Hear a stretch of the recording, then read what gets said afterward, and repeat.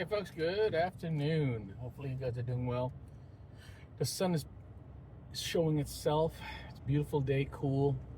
I'm enjoying the nice weather right now, so just part of life, I think. So I want to talk about checks and balances, and it's something that is important, but something that a lot of people don't seem to realize is very important in our republic and democracy. For years, people talk about checks and balances, but they don't understand the conceptual and even the fundamental aspect of checks and balances. Why am I talking about checks and balances? Because of something I saw and I've heard the last few months, and it's really shocking that people don't really understand the fundamental of checks and balances in our government and in our republic as a whole. The value of checks and balances goes beyond the government. It's basically part of many industry today, but also being challenged by people in every facet of government and every facet of business.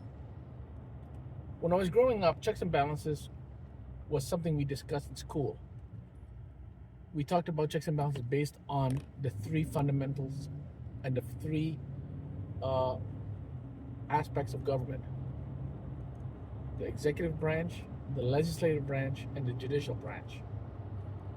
Each branch of government is tasked to check on each other. No one branch has sole power, and it was built on that fundamental.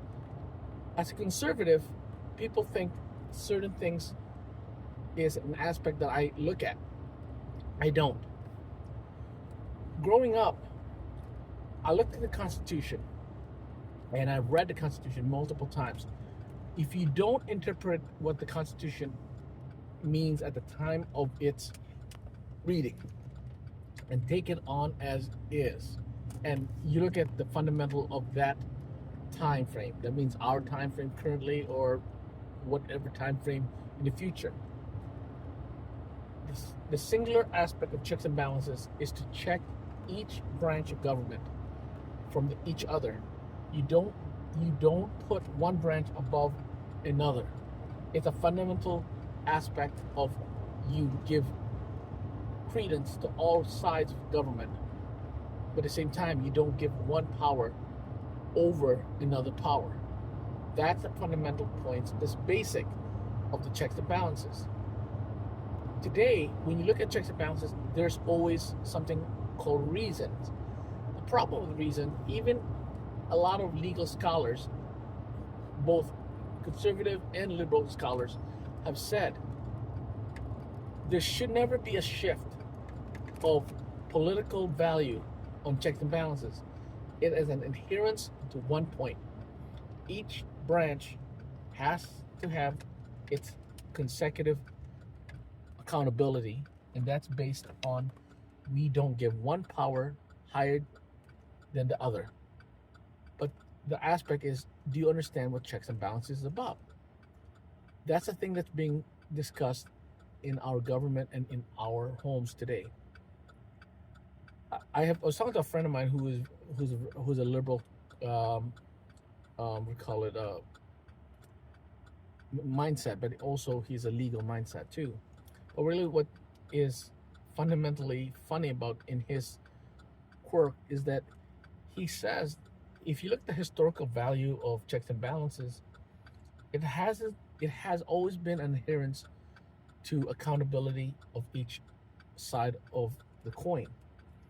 But when you look at the coin today, one has become more powerful and one has less powerful.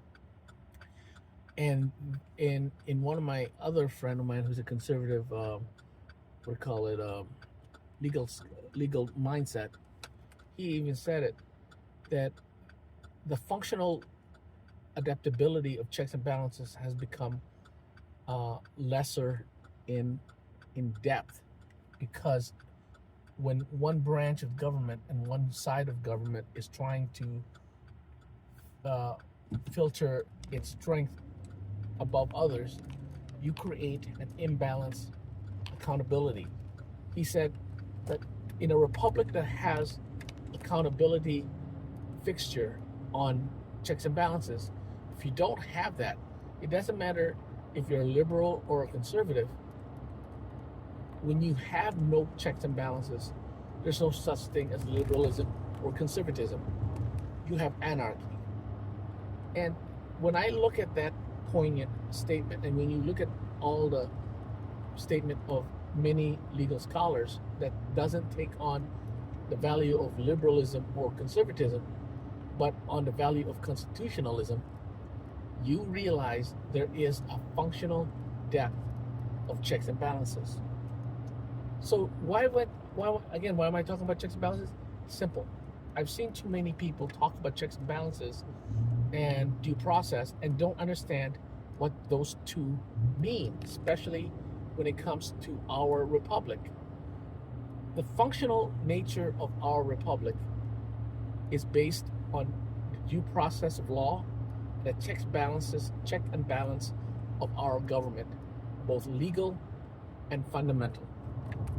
Why is these two being brought up more and more today, but there are less and less people understanding the conceptual, the fundamental, and the traditional point of each of these two functions?